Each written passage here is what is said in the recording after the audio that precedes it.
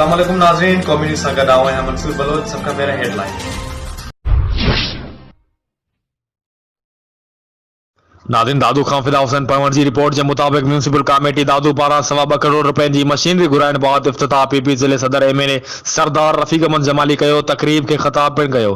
इफ्तिताही तकरीब में सिंध के वॾे वज़ीर सैयद मुराद अली शाह जी ख़ास मावन डॉक्टर बंदा अली लेगारी, पीपी अॻवान शबीर अबड़ो, काज़ी इम्तियाज़, रफ़ीक अहमद मीरानी समेत सियासी समाजी तंज़ीमनि जी अॻवाननि पिणु शिरकत कई।